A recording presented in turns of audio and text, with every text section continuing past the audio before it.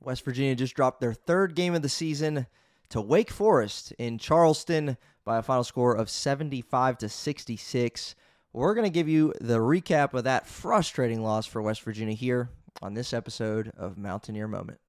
This is the Mountaineer Moment, your source for all things West Virginia football and basketball. From pregame to postgame coverage and breaking news, we've got you covered. Let's go. All right, welcome in, everybody, to episode 110 of Mountaineer Moment. This is your source for all things West Virginia football and basketball. And said in that intro, this is an episode dedicated to West Virginia's 75-66 loss to Wake Forest down in Charleston, West Virginia. Interestingly enough, all three of West Virginia's losses have come in a city named Charleston. Charleston, South Carolina for 2 to Clemson and Xavier.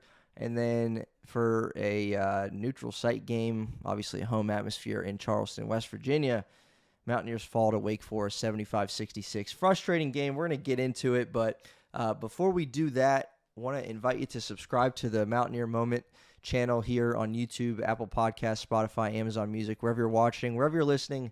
Hit that subscribe button for us. Leave a comment, leave a rating, and that would be greatly appreciated. Again, if you like what you hear, or even if you don't, you can still subscribe.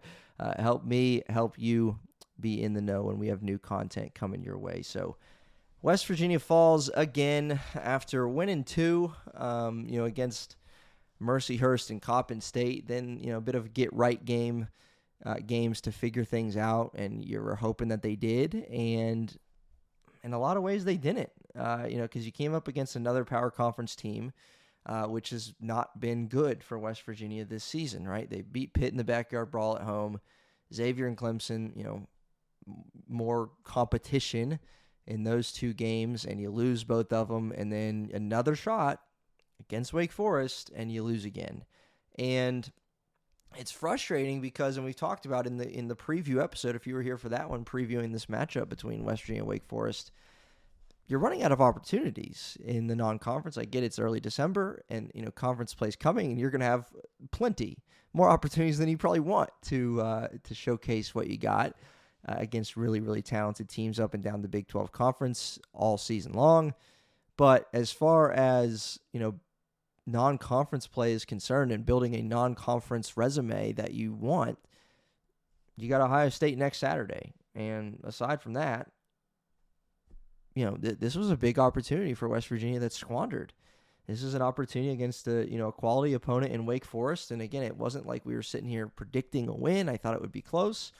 I didn't think it would be this frustrating, but I should have known better as a West Virginia fan.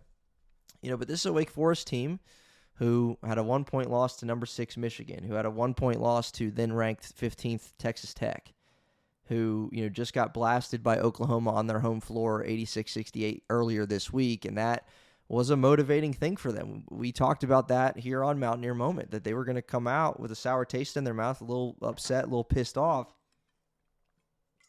and that's exactly what happened. 86-68 last time out for them. And there was a trend in all of their 3 losses. They gave up 85, 84, 86 in those 3 losses, did Wake Forest. And they came out. The aggressor, I don't even know how to describe it, because West Virginia did do some things that you like. There was a lot that you did not like, and we'll get into all of that. But this was a game that was tied at halftime, due in large part to a Honor Huff run that he went on. West Virginia was down by 12, and then within the blink of an eye, they were tied after a 14-2 run in which Honor Huff knocked down 3 out of 4 threes and then knocked down 3 free throws when he got fouled shooting a 3, and next thing you know, it's tied, and then they end up going into the locker room tied at 34. The notable thing there was that Juke Harris only played 7 minutes in that first half because of foul trouble, and yet it didn't affect Wake Forest, obviously, because West Virginia wasn't able to take advantage and, get a lead with their best player on the bench. And Juke Harris, man, watching him today, credit where credit's due. I don't know how he was, as a freshman, only averaged 6 points a game. They mentioned on the broadcast he might be the most improved player in the country, and he certainly looks the part, averaging 20 points a game this season, and he had a monster second half to lead Wake Forest to victory. He finished the day in just 26 minutes right? Played a lot of that second half, obviously, but in 26 minutes, 28 points, knocked down 7 of 12 from beyond, 5 boards for him as well. Nate Calmise was a factor in this one. He had 9 assists. We mentioned him. And Trayvon Spillers, another guy that we mentioned, had 16 points. He was a pretty dominant force with 3 blocks as well. So frustrating loss for the Mountaineers. And, Wake Forest was led by their dogs, their guys. And Juke Harris, again, can't say enough about him and what he did in this game and what he's doing so far this season for Wake Forest. Got to give credit there. The broadcast, I don't know if you were a fan of watching or listening to that. If you were listening to the ESPN2 broadcast, they were a little frustrating at times to listen to them. And obviously lots and lots and lots of Juke Harris talk. Not that it wasn't deserved after his 28-point performance in a monster second half. But, this was obviously a game of runs. In that first half, again, Wake Forest jumped out to a 12-point lead. And then Honor Huff goes off and gets you back into the game. And then to start the second half, Wake Forest went on a run. And West Virginia, it was, this constant thing. Crowd was trying to get into it. I'll give the crowd their flowers in Charleston. If you were there, great job, because it seemed like a great atmosphere watching on TV. Continued to try and keep this team, engaged and in it and fired up. And there were moments, it felt like in the second half, it was just like it would go between an 8-point deficit and a 12-point deficit. And West Virginia would get a stop, and then they'd make a bucket, and the crowd would get into it, and then Wake Forest would make a bucket to extend their lead a little bit more. And so it was frustrating in that regard because you just, every time you think, okay, this is the time, West Virginia has to go on a run right now, and they just couldn't string together enough stops. I think that was to me, that was one of the storylines in this one. You just simply couldn't get stops when you needed it down the stretch. And, for a West Virginia defense that's among the best in the nation, points per game allowed, this is another game against, again, a quality opponent who scores about 85 points a game, right? This is a Wake Forest offense that's really, really good, and they have lots of guys that can score the basketball, led by Juke Harris, of course. But you gave up 41 points in the second half, and that's not Ross Hodges' style. That's not what he prefers to do. And, this is obviously a Wake Forest team that likes to get up and run and go, and they're led by a good point guard, Nate Calmise, again, in 30 minutes had 9 assists and 3 turnovers for him, 4 steals as well. Another element of this game in the first half and the second half, just stupid turnovers for West Virginia. Just bad passes, I remember Lorient in the second half was trying to get it to Huff. He was on one wing, Huff was on the other wing. I think Floyd was probably up at the top of the key, and instead of going to Floyd to get it to Huff, he just threw it to Huff across the court. No need for it, and got intercepted easily. And there were a few just mental lapses like that really hurt you. I think Wake Forest had like 15 points or something off turnovers in the first half alone. West Virginia on the night, did a little bit better in the second half, but on the night they had 17 turnovers. 6 of those were for Belo, by the way. 6 Belo turnovers. I mentioned him a minute ago. Jasper Floyd, 2 turnovers. Honor Huff, 3 turnovers. And, you didn't pass the ball as well as Wake Forest did. Again, Wake Forest, 11 turnovers, 18 assists. West Virginia just 9 assists in this game. There was lots of ISO ball. It was, okay, either Honor Huff, think about it. You probably know the 2 things I'm about to say. The 2 plays that West Virginia made down the stretch, or the 2 offensive sets, I should say, that they were trying to make. 2 things. They were trying to do 2 things in the second half. 1 was Honor Huff, go shoot a 3. 2 was Chance Moore, go downhill, get fouled, or get a bucket at the rim. that was their two plays. That was what they did. And that's why there weren't many assists. That's why it wasn't a lot of ball movement. It was, swinging it around, running Honor Huff. I mean, he probably ran up 15 miles today on the court, right? Because he was running around trying to get open. And it was get him the ball, let him shoot a 3, or give the ball to Chance Moore and let him drive and get fouled or put it in. That's what we saw. Chance Moore, 16 points, 6 of 11 from the field, and he got to the free throw line 6 times as well, 4 of 6. Honor Huff, 5 of 17 from 3. He made one in the second half. When West Virginia was trying to get back in it, Juke Harris is on him in the corner, 6'7" guy. Honor Huff, 5'10", maybe. And he's got his hand in his face. And somehow, some way, Honor Huff didn't even dribble. And, I mean, it was an incredible shot that he made from the corner as part of West Virginia trying to get back in it. And, again, they just weren't able to get over the hump, weren't able to, get this to a single possession game or a two-possession game and really have a chance. And every time you tried offensively, every time you made a couple baskets, Wake Forest did the same. And so it just continued to hurt you. Wake Forest, again, they obviously, we've talked about it, they got a lot of guys that can score the basketball. Their bench today just had 12 points. So really, in large part, they were led by Juke Harris and Trayvon Spillers, and then Nate Calmese dishing the ball around too. Miles Colvin had 8 points, 7 boards, 4 assists. Didn't mention him. He had 4 steals as well. So they had 2 guys in their starting lineup that had 4 steals. Again, West Virginia, lots of costly turnovers, lots of shooting themselves in the foot in this one, which is hence the title of this episode, right? Like, it was a frustrating loss for West Virginia. Again, we'll go through the box score real quick. Quiet night from Trayson Eaglestaff, to say the least. He didn't even attempt a shot. What's up with that? I mean, what is up with that? Trayson Eaglestaff, 11 minutes, no points, 4 boards, 1 assist, no shot attempts for Eaglestaff. Obviously, Chance Moore was the guy that they wanted in. Makes sense because he can, defend a little bit better and obviously can attack the basket. But Eaglestaff, nothing. Just nothing tonight. Crazy to think about that. Belo, again, struggled. 5 points, 1 of 5. 3 boards for him, 6 turnovers. Obioha had a couple plays where it was like, all right, he got great position down low. They fed him, and he scored. But he only had 5 points and 5 boards for the big fella. Jasper Floyd, 1 of 3, 3 points. And then again, Honor Huff led the way with 24 points on 7 of 20, 5 of 17 from 3, 5 of 5 from the free throw line. But again, you look at that. Again, it just proves my point. Again, the second half philosophy of offense, their game plan was Honor Huff, shoot a 3, or Chance Moore, drive to the bucket, because they combined for 31 of West Virginia's 52 shot attempts. 31 of West Virginia's 52 shot attempts, and they combined for 11 of the 24 free throw attempts for West Virginia. So there's your story. West Virginia had a 2-man offensive game plan down the stretch.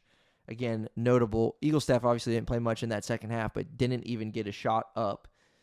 You brought him here to score. I don't know how you can allow him to play even 11 minutes and not get a field goal attempt.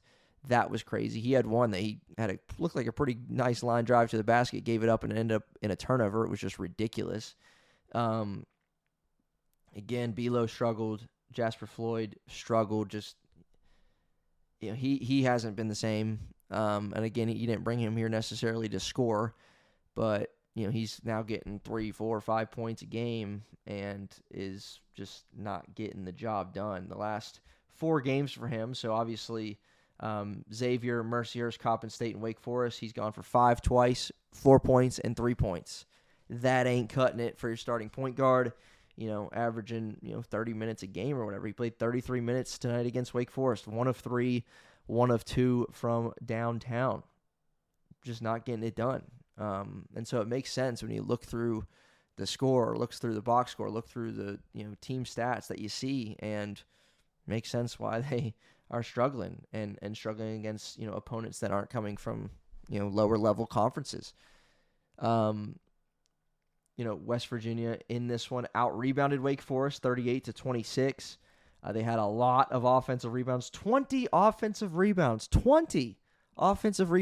and yet you only put up 66 points because you shot at 40% from the floor. Again, you had 17 turnovers that resulted in 25 points off turnovers for Wake Forest. So that trend did, in fact, continue through that second half. They got to 10 in the second half. This was, West Virginia fought. Like, it's not like we're sitting here saying they didn't fight, they didn't compete, they didn't try, they weren't, in the game. Like, this was a game, again, you make a little run, you get a couple stops, and who knows what happens, but it unfortunately just didn't go that way for West Virginia. But they did fight, obviously did really, really well on the glass, which is encouraging. But too many turnovers, too many costly mistakes, and then, quite frankly, too many easy buckets for Wake Forest. Again, they had a 40-plus point second half. That is not.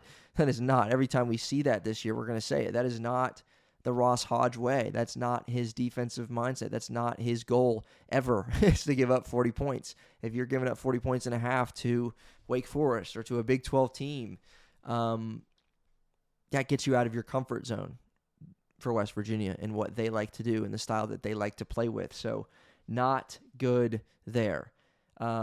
Frustrating loss. Juke Harris, dominant in the second half. No answer for him. Just simply no answer. You saw everybody matched up with him defensively. Chance Moore, which is probably your best bet. You saw Eagle staff on him a little bit, I think, in the first half. You saw Jasper Floyd and Honor Huff, getting switched onto him, and him, he just took advantage of that. Super talent. And again, I don't know what he did to take this jump from his freshman year to his sophomore year, but oh my goodness, is he good? Definitely checks out there, right? You knew coming into this game he was averaging 20 points, and you see why. You just see why. He was really, really good, despite being limited in the first half, minutes-wise, because of foul trouble. And it's funny because we mentioned here on Mountaineer Moment, I think on Mountaineer Moment, or maybe on another show with Mountaineer Paul over on Locked On West Virginia, but I think it was here, or maybe both. West Virginia needed, I said, go check it whatever episode that's on. I said, I get that West Virginia's had different leading scorers, a lot of different games. Like it seems to be a little bit of a balanced attack, but at times this season it seems like it's okay. Honor Huff's got to go make a three because we need it really, really bad. And there's no one else stepping up to make shots. It's Honor Huff, right? When you need a bucket, when you need a three, it's Honor Huff or nobody, which is concerning. Again, 27. Here's the number, right? 27 threes, 6 of 27 from three for the Mountaineers, 6 of 27, 5 of 17 for Honor Huff. So the rest of the team, you do the math, 1 for 10 from beyond the arc for the rest of the team, 10%. That lone three coming from Jasper Floyd on an open look in the first half on the right wing, right? I know which one it was, and I said you're going to need other guys to be able to knock down shots. I was thinking Eagle staff. Well, you can't knock down a shot if you don't shoot a shot. 0 field goal attempts for Eagle staff, 0 points. Belo, 0 for 3 from 3. I didn't like a couple of his shots. One of them was like really early in the shot clock. That's not his game. It's not. I thought DJ Thomas did okay in his 8 minutes, had 4 points, 2 of 4, missed a 3, but had 4 boards as well. But they went away from him. Chance Moore obviously really good in the second half. He was on the floor a lot. Jackson Fields, I thought he gave some good minutes, 18 minutes, 7 points, 4 rebounds. He's very active. Amir Jenkins, not his best night. 19 minutes, 2 points for him to go along with 1 board and 2 steals. No assists for Amir Jenkins, who had come in, getting you quite a few a game and limiting his turnovers. But again, it just goes to show and goes to prove that point. West Virginia had really, really no offensive plan aside from Honor Huff 3 and a Chance Moore drive. And that's not going to win you games against Wake Forest. That's not going to win you games in the Big 12. Point blank, period. That's just not going to happen. And so as we close out this episode, that bottom line point is, are you concerned? Is this a cause for concern? I'm going to say yes, because not because I'm sitting here thinking, they should have beat Wake Forest or they, absolutely should have. Because this, I said, I don't know. It could be a toss-up game. Wake Forest is good. They got Juke Harris, best player on the floor. He proved that. And they're not bad at all. They had a couple tough losses this season. And they're a couple points away from, having 1 loss on the season. That 1 loss to Oklahoma coming earlier this week. But the concern, again, is just rooted in that's 3 in a row. 3 in a row where there's games where it's against another power conference opponent and it's a game you could win, a game the other team could win. It's a 50-50 game, kind of, and you lose all 3. Right? You weren't going to lose to Mercyhurst. You weren't going to lose to Coppin State. But the 2 games before those, Clemson, you had them. Xavier got beat by 10 because they went nuclear from 3. And now, Wake Forest, you lose another game against quality opponent and an opportunity to add to a resume. And I don't know if it's just, as West Virginia fans, we're so paranoid about our resume building, non-conference slate because of what happened to us last year and getting screwed out of the NCAA tournament when they should have been in. So I don't know if we're just so hypersensitive to thinking about, well, you got to win this game. You got to win this game if you want to, make a name for yourself in March. Well, I'm here to tell you, I mean, if you keep losing games to, toss-up games, if you can call it that, then we're not going to have to be worried about Selection Sunday in March because we're not going to be near the bubble, right? You got to figure some things out, and you have to start winning games against opponents in your stratosphere, in your skill level, in your level of competition. You got to start winning these games, and right now you're not. You've lost your last three. You have lost your last three. That is not good. You get another opportunity, obviously, as we peek ahead. Next Saturday against Ohio State at 8 o'clock. Between now and then, you got Little Rock coming up on Tuesday night in Morgantown against Little Rock, and then Ohio State, and then Mississippi Valley State before Christmas, and then after the new year starts, January 2nd, 9 o'clock game at Iowa State, the 10th-ranked Iowa State team, by the way, who is 9-0 and coming off a 81-58 win on the road against Purdue. So welcome to Big 12 play, Ross Hodge. You got your hands full. Iowa State did that to Purdue. 46-27 dominant second half for Iowa State against Purdue on the road. And that's your opener to Big 12 play, on the road against Iowa State. Tough place to play every year, but tough place to play certainly now with what they just did to Purdue. Holy cow. And again, there's 3 games between now and then. 3 games between now and the start of conference play for West Virginia. One's against Little Rock, one's against Ohio State, one's against Mississippi Valley State, and then it's on to Big 12 play. So best case scenario, the 7-3 Mountaineers get to 10-3. They pick up a win over Ohio State, giving them a win over Pitt and a win over Ohio State in the non-conference slate. And then it's on to conference play where you got to win some games to make the big dance. You got to get to 19, 20, 21 wins. Like, you just got to. So we'll see. But your goal now, absolutely positively, is to get to 10-3. Get to 10-3 as you head into Iowa State. And that would require you beating a Big Ten opponent in Ohio State. And you haven't done that yet, right? 0-3 in the last 3. Again, you have done it, I guess, if you count Pitt in the backyard brawl where you put the smackdown on them and things were looking super up and super great and super amazing. Since then, you've beaten the teams you're supposed to beat. And then the games where you could win, you haven't. You just haven't. So discouraging, certainly. But this Wake Forest recap, episode 110 of Mountaineer Moments. Mountaineers fall 75-66, fall to 7-3 on the season. And next up is Little Rock coming to the Coliseum on December 9th. So we'll have you covered with pregame coverage there, certainly on Mountaineer Moment. Hit that subscribe button for us, and we will see you next time. Let's go Mountaineers.